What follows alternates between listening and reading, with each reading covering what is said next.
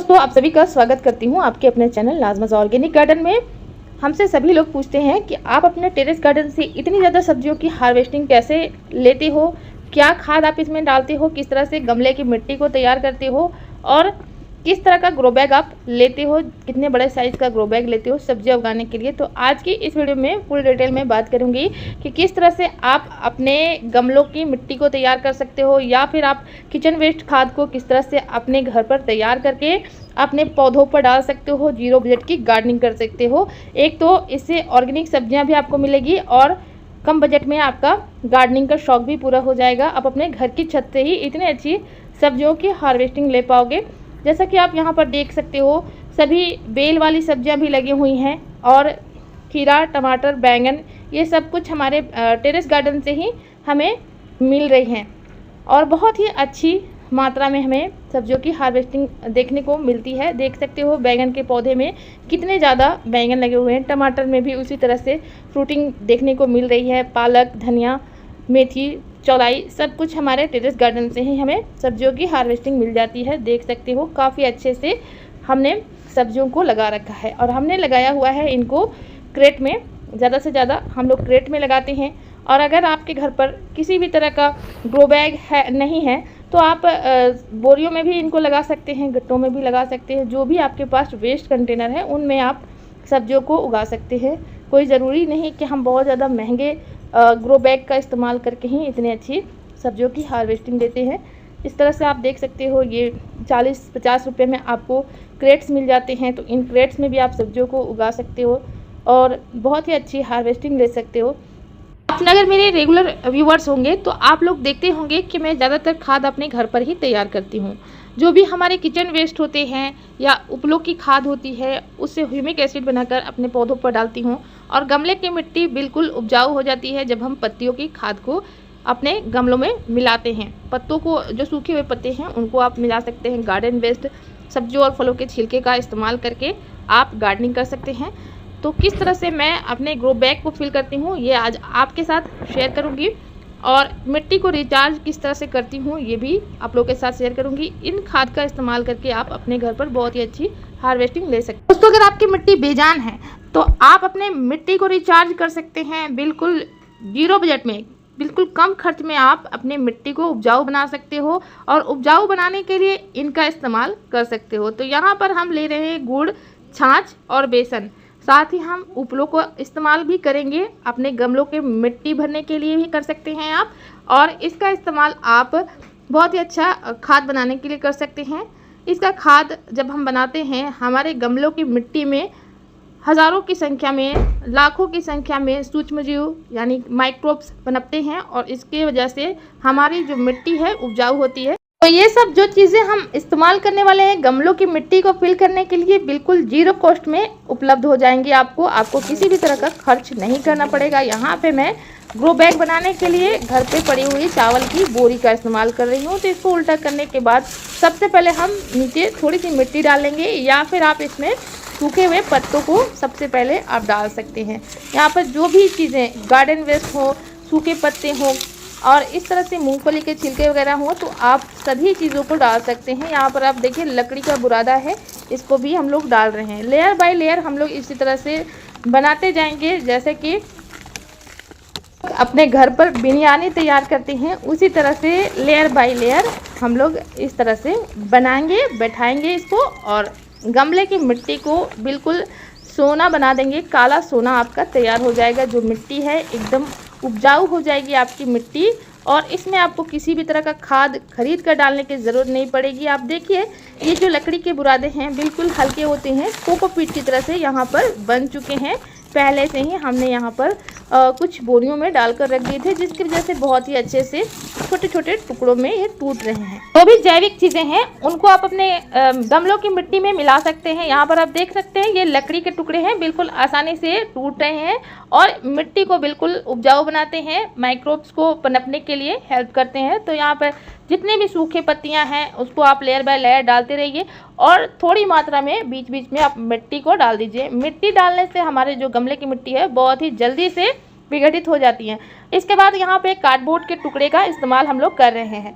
Cardboard एक carbon का बहुत ही अच्छा विकल्प होता है। तो इसको भी आप फेंके ना अपने गमले के मिट्टी में ज़रूर मिलाएं।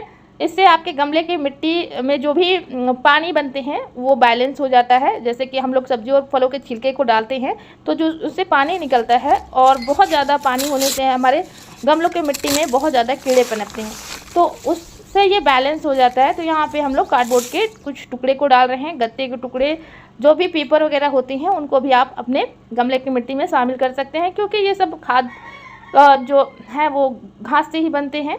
जानते हैं हम सभी लोग कि कार्डबोर्ड के टुकड़े घास और गोबर से ही बनाई जाती है, तो इसलिए बहुत ही अच्छी उपजाऊ हमारी ये मिट्टी को करती हैं। तो यहाँ पे इसके बाद हम लोग केले के छिलके और जो भी सब्जियों और फलों के छिलके हमारे घर से निकलते हैं उसको एक लेयर लगा दे रहे हैं। इस तरह से आप सब्जियों और फलों के छिलके को लगाइए, ग्रीन वेस्ट और ब्राउन वेस्ट का लेयर लगाते रहिए। इसके बाद यहाँ पर हम लोग ले रहे हैं उपले। इसको काव केक भी कहा जाता है। वैसे ये केक की तरह तो बिल्कुल भी नहीं होता है, लेकिन इसको हम लोग उपले या कंडे गांव में कहते हैं। पहले इनका चूल्हे जलाने के लिए इस्तेमाल होता था, लेकिन अभी के टाइम में इसका इस्तेमाल हम लोग गार्डनिंग में बहुत ज़्यादा कर रहे हैं। बहुत ही अच्छा सूक्ष्म जीव पनपने के लिए ये कारगर होता है। तो इसको आप अपने गमले की मिट्टी में ज़रूर मिलाइए। बिल्कुल डिकम्पोज होता है। अगर हम गोबर की खाद मिलाते हैं और कच्ची खाद होती है तो उससे हमारे गमलों की मिट्टी ख़राब हो जाती है, लेकिन यहाँ पे जब हम उपले का इस्तेमाल करते हैं तो बहुत ही बढ़िया ह्यूमिक एसिड हमारा बनकर तैयार होता है, बहुत ही अच्छा खाद बनता है। तो इसको जल्दी से जल्दी हम लोग विघटित करने के लिए सबसे पहले डाल रहे हैं बेसन। इसके बाद देख सकते हैं अगर आपके घर पर कुछ अनाज कीड़े लग जाते हैं, ख़राब हो जाते हैं, तो ये भी बहुत ही अच्छा काम करते हैं, तो इनको भी हम लोग डाल ले रहे हैं। इसके बाद यहाँ पे गुड़ डाल रहे हैं। 200 ग्राम के करीब हमारा छाछ है और इसको गुड़ में ही मिला ले रहे हैं, क्योंकि लिक्विड गुड़ है हमारा घरेलू। तो इस तरह से हम इसको मिला ले रहे हैं और इस तरह से अपने गमलों की मिट्टी में डाल सकते हैं। आप चाहें तो डाल भी सकते हैं, ना भी डालें तो भी आपकी खाद बन जाएगी। लेकिन अगर हम जल्दी से जल्दी चाहते हैं कि हमारे गमले की मिट्टी एकदम उपजाऊ हो जाए, भुरभुरी सी बन जाए और पत्तियों की खाद जल्दी से गल जाए, तो आप इनका इस्तेमाल अपने गार्डनिंग में कर सकते हैं। तो ये हमने एक लेयर इसमें लगा दी। अब हम डाल रहे हैं लकड़ी का बुरादा ऊपर से, ताकि हमारे गमले की मिट्टी बिल्कुल उपजाऊ और भुरभुरी हो जाए। इसके बाद हम लोग मिट्टी डालेंगे। इस तरह से आप लेयर बाय लेयर डालते रहिए। यहाँ पर हम लोग राइस हस्क का इस्तेमाल भी कर रहे हैं। जितनी भी जैविक चीज़ें हैं आप अपने गमले की मिट्टी में मिला दीजिए, आपके गमले की मिट्टी एक नंबर तैयार हो जाएगी। और इस तरह से हम लोग कुछ कार्डबोर्ड वाले बॉक्स में भी अपने प्लांट को लगाने वाले हैं। तो यहाँ कार्डबोर्ड वाले बॉक्स में भी इसको डाल रहे हैं। सूखे हुए जो केले के छिलके हैं, संतरे के छिलके, अंडे के छिलके हैं, सबको भी हम अपने खाद में शामिल कर सकते हैं। तो जब हम इन सब खाद का इस्तेमाल करते हैं तो हमारे गमले की मिट्टी एकदम उपजाऊ और भुरभुरी हो जाती है। और इसके बाद सबसे ऊपर में हम लोग डालते हैं गार्डन की मिट्टी। ये गार्डन की मिट्टी हमारे गमले को उपजाऊ बनाने के लिए बहुत ही ज़्यादा कारगर होती हैं। इसको डालना बहुत ज़रूरी होता है। इसके ऊपर से हम लोग इसके प्लांट को लगा सकते हैं, किसी प्लांट को, या आप थोड़ी थोड़ी मात्रा में पानी का छिड़काव करते रहिए। इसके बाद आपका 1 से 1.5 महीने बाद ही बहुत ही अच्छा खाद बनकर तैयार हो जाएगा। लीफ मोल्ड कंपोस्ट बनकर तैयार हो जाएगा। जो भी गार्डन से निकलने वाले कचरे हैं, हम कचरों का भी इस्तेमाल अपने गार्डनिंग में करते हैं। तो इस तरह से हमारी 0 कॉस्ट की गार्डनिंग होती है। किसी भी तरह का खास खर्च हमारे गार्डनिंग में नहीं होता है। इसके ऊपर से हम लोगों ने पानी को डाल दिया है। अब हम इसके ऊपर रेन लिली के बल्ब लगा रहे हैं और कुछ गमलों में खीरों के बीज को बो देंगे, तो भी हमारा प्लांट लग जाएगा। आगे की वीडियो में आप लोगों के साथ शेयर करूंगी कि इसके ऊपर से भी हम लोग प्लांट लगाते हैं और नीचे से खाद भी हमारा तैयार होता रहता है। तो इसी तरह से मैं अपने गमले की मिट्टी को तैयार करती हूँ, ताकि हमारे गमले की मिट्टी एकदम जैविक और पोषक तत्वों से भरपूर हो जाए। हर तरह के पोषक तत्वों की ज़रूरत होती है हमारे गमलों में।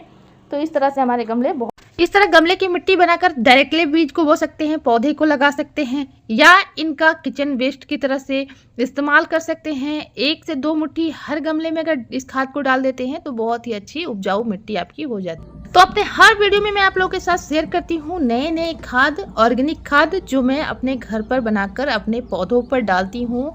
जीरो कॉस्ट पे गार्डनिंग करती हूँ, बिना किसी खर्च के, बिना किसी महंगे महंगे खाद के, इंसेक्टिसाइड, फर्टिलाइज़र के इस्तेमाल किए हुए ही इतनी अच्छी हमें हार्वेस्टिंग मिलती है। प्राकृतिक तरीके से हम लोग इतनी अच्छी हार्वेस्टिंग पा सकते हैं। आप भी इस तरह से गार्डनिंग ज़रूर कीजिए दोस्तों। अगर कोई प्रॉब्लम आती है तो हमसे प्रॉब्लम के बारे में पूछिए और हमें बताइए भी। अभी बहुत कुछ सीखना भी बाकी है आप लोगों से, तो कमेंट में ज़रूर बताइएगा। अगर वीडियो पसंद आई तो वीडियो को लाइक कीजिएगा, चैनल पे न्यू होंगे तो सब्सक्राइब करना ना भूलिएगा दोस्तों। मिलते हैं गार्डनिंग से रिलेटेड ऐसी वीडियो में, तब तक के लिए bye, take care, keep gardening and happy gardening.